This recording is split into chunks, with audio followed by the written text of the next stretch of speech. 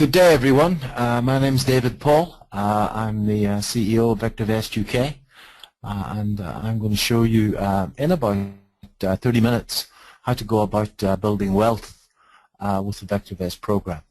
I've been trading in markets for about 30 years, and I tripped over VectorVest, in fact, about 3 years ago. I was living in South Africa at that stage, and I was so excited about the product. I in fact got the South African agency for VectorVest, and I built that up into quite a successful business down there. And based on that, VectorVest asked me to come and take care of the business in the United Kingdom. I'm originally from London, but I've been living in South Africa for the last 30 years. So I'd like to welcome you to the Exact Trading Methods workshop. The VectorVest product has, I always say, it's got 4 legs on it. It's like a stool. First of all, the first leg is that we favor undervalued shares. The second leg is we favor shares with a safe trading history. Thirdly, we favor shares that are going up. It's great fun to own shares that are going up. And the fourth leg is we want to buy those shares into a general market that's going up.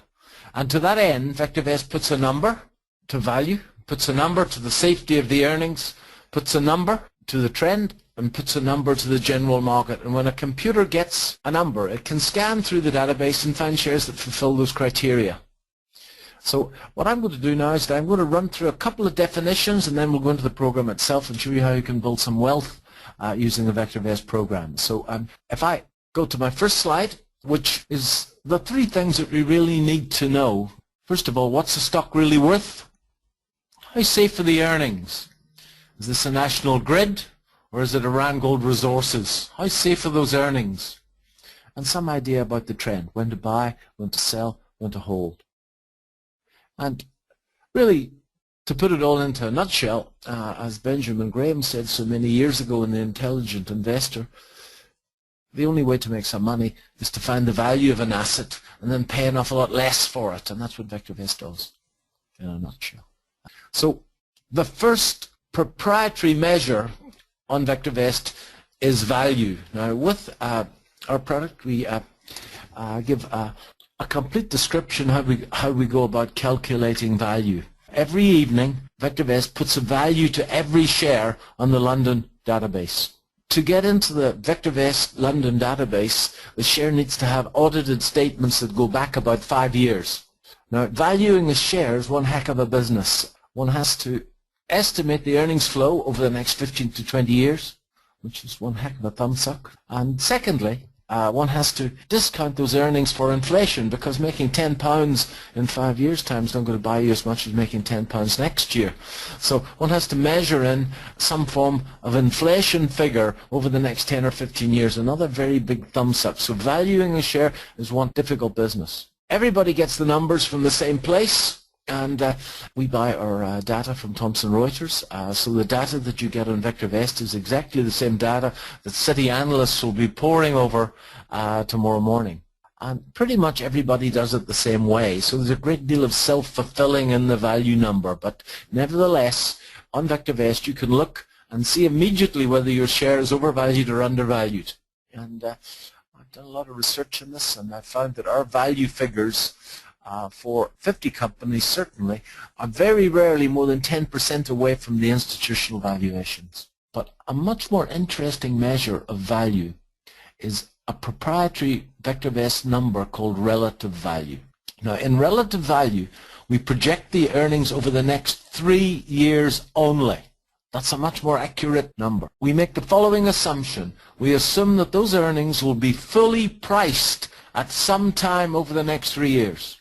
Not when, but just at some time within the next 3 years, those earnings will be fully discounted into the share price. And I think it was Ralph Elliott so many years ago who said that markets normally do what I think they're going to do, but never when. So the earnings will be priced normally as a function of sentiment, which is very difficult to predict. So let's say if a share is trading at £10 now, we believe that as the earnings come in, that share will be worth, let's say, £17 at some time in the next 3 years.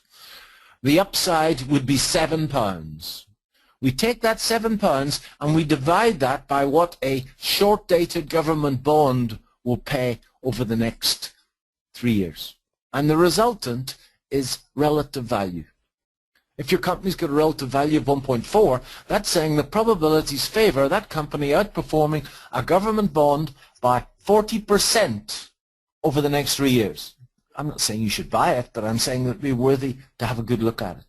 If the relative value is 0.91, then that's saying that your company has a high probability of underperforming a government bond by 9% over the next 3 years. And why would you be interested in taking a position in something as intrinsically dangerous as a share if you could get more money out of a savings account? So, as the slide says, relative value is an indicator of the long-term price appreciation potential. It's a projection of the earnings over the next 3 years. It's a fundamental measure of the share. Very useful number. Now, everything in VectorVest runs between 0 and 2. Above 1 is good. The further above 1, the better. And VectorVest give a share which has got a relative value above 1.3 an excellent rating. I personally only look at shares with a relative value above 1.3. Now, the next proprietary number in VectorVest is called relative safety. Relative safety is also a fundamental measure of the share, but there's no projection in this particular number. It looks at the cold, hard numbers over the last 5 years and looks at all of the financial ratios, and as the slide says, it measures the consistency and the predictability of the financial performance. Again, these numbers are all mathematically massaged to run between 0 and 2. Above 1 is good. The further above 1, the better. The further above 1, then the safer the financial performance. The numbers are good. The numbers are getting better. I'm getting on, and I don't want surprises in life. So VectorVest gives a share with a relative safety above 1.3. A excellent rating, and I personally only look at shares with a relative safety above 1.3, and I'm quite sure that if you've got a share that's got a relative value above 1.3 and a relative safety above 1.3, that, in the words of my old rugby coach, the ball does the work. So the next number is a much easier number. It's called relative timing, and it's a measure of the trend. It measures the direction and the magnitude of the price history. This is mathematically massaged once again between 0 and 2. If the RT is above 1, it means the share is going up. If the RT is below 1, it means the share is going down. And the further above 1, the faster it's going up. Now, what really blew me away when I first saw VectorVest 3 years ago is that the creator of VectorVest, Dr. DeLido, then put all three things together. He put together value, safety, and trend into the one number called the master indicator, the VST vector, which puts the technicals and the fundamentals into the one single number. And if you're in the market to find a share that's going to rise, then that's where the winners are. And I'm going to prove that to you in the next few minutes. If you've ever been to an investment meeting, you'll realize that the technical analysts, those people that look at the trend and measures of the trend, will sit in one corner, and the fundamental analysts will be in the other corner, and very rarely do they ever speak to each other. So what VectorVest has done is it's the only program that successfully put the fundamentals and the technicals together. Now, let's define what fundamental analysis is. In my opinion, fundamental analysis is the search for the true value of a share. And technical analysis is the study of trends and turning points in the marketplace. And what Dr. DeLido has done is he's put both together. And if I were to give 3 words to what we do at VectorVest, I call it value momentum investing. We're looking for value, but we want the darn thing to be moving our way. Now, this is completely different from many of the funds which look at value, but they will be deep value players. They will not be particularly concerned if the share is in fact falling when they're buying it. In fact, on many occasions they've got no choice but to buy into a share that's falling, because that's the only source of liquidity that they have. There has to be a football stadium with people running away to generate enough liquidity for them to get in. For most of us, we can quite easily get into a share when the share is in fact going our way. So if you think about value momentum investing, it actually describes exactly what we're doing. Now, the company can drop the ball. that is for sure. And VectorVest calculates a stop price every evening. Now, if you specify that relative safety is very high in your set of criteria, that's not going to happen very often. Nevertheless, any company can drop the ball. The stop loss is a 13-week moving average of the closing price, but as you can see in the slide, it's an adjusted 13-week moving average. And it's adjusted for the fundamentals. Now, this means if the fundamentals are good, the relative values well above 1.3, the relative safety is right up at the 1.3 level, it widens the stop loss. It gives the share lots and lots of room to move. If the fundamentals are drawing in, the relative safety is starting to fall, the relative value is starting to fall, then it tightens up the stop loss. And what we're trying to do is that those shares that are growing their earnings aggressively and safely, we want to give them lots of room to just go up the page without us getting shook out. And the institutional players will love to shake you out. I think that if you were trading derivatives or you're swing trading over 2 to 5 days, then the stop loss might be a little wide for you. If that's the case, then the portfolio manager allows you to adjust the stop loss to whatever you wish. For example, you could tighten the stop loss up to a ratchet stop loss based on a 10% ratchet or a 7.5% ratchet, whichever is good for you.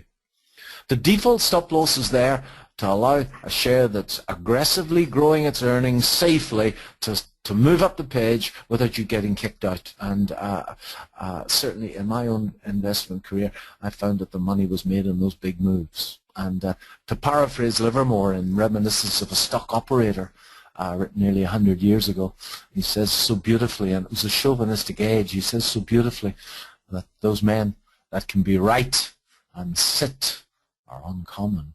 What a line. He then says a few chapters later that the money's made by the sitting, not by the thinking. And the stop loss is adjusted to allow you to actually sit on those really, really, really big moves. Every evening, VectorVest assigns a buy, sell, or hold to every share in the database. This can be used as a timing system, but its main use is in fact not timing the market. Its main use is to work out the breadth of the market. Now, in its vanilla fashion, VectorVest wants you to buy into undervalued safe shares that are going up when the general market is going up. And we ascertain the direction of the general market by its direction and its breadth. And every evening, VectorVest works out the number of shares that are going up divided by the number of shares that are falling to work out the breadth of the advance. We want to see a market rising across the board and the number of shares rising within it increasing. We don't want to see a market that's rising on one share and falling on one share like the NASDAQ recently. Now, I'm now going to go into the program and that's the definitions through you'll be glad to hear.